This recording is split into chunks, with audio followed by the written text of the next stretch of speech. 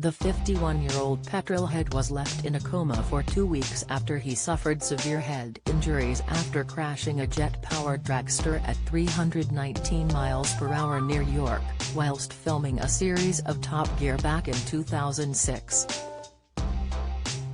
Barely pulling through his first crash, 11 years later the star's life was on the line again after he drove a £2 million electric supercar off a mountain in Switzerland. After another lengthy stay in hospital, and a broken leg and rib, the star managed to recover, but this hasn't been without some side effects that still affect Hammond to this day.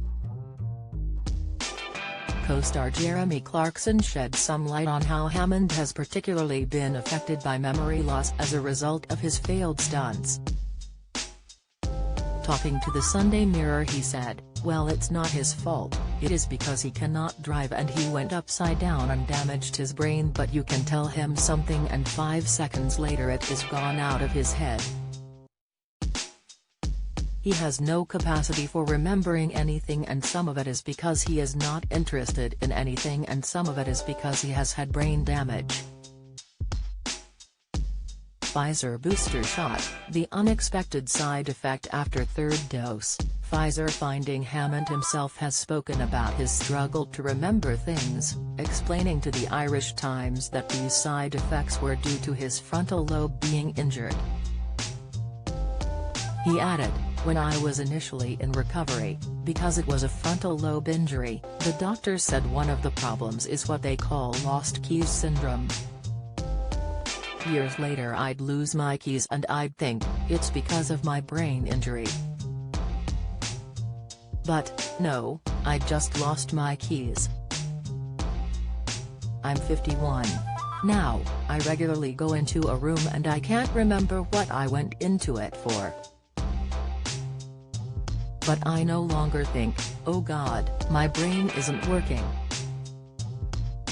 Omicron symptoms, 5 signs specific to Omicron, and how it's different to other COVID, Insight Omicron symptoms, 7 early symptoms to spot and why they differ from the Delta variant, latest high blood pressure warning, a popular herbal tea can raise your blood pressure reading, tips. Despite being able to come to terms with his memory loss, in the period after the 2006 crash, Hammond also suffered depression, finding it hard to connect emotionally.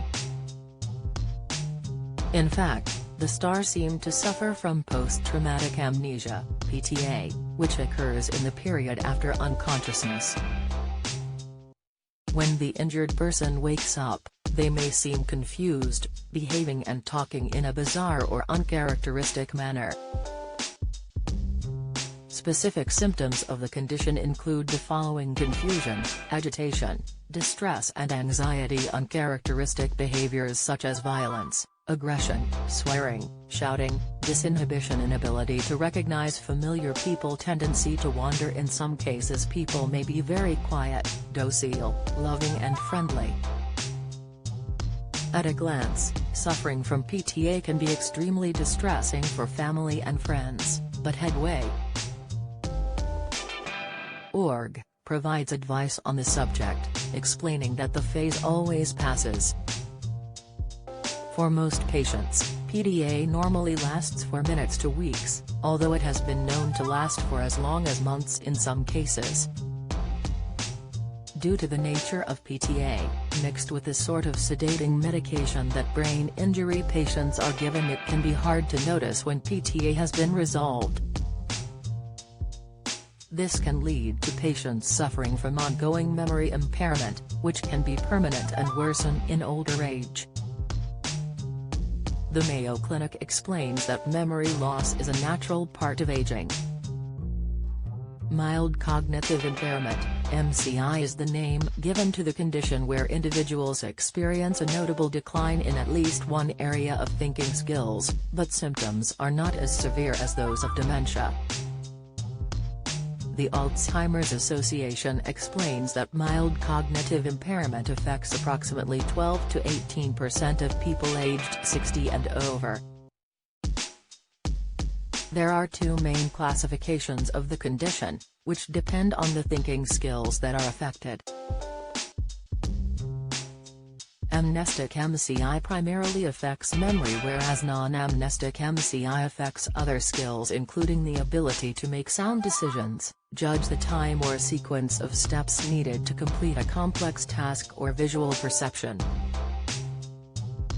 Many experts believe that the causes of MCI result from changes in the brain, often seen in the early stages of Alzheimer's or other neurological diseases. However, it is important to note that not all individuals who have MCI go on to develop Alzheimer's or dementia. Alzheimer's Research UK explains that in comparison to dementia, someone with MCI has mild symptoms and may not be affected in so many ways. This means someone with MCI is usually able to work, drive and manage day-to-day responsibilities safely and without support from other people. Whereas dementia gets in the way of everyday life.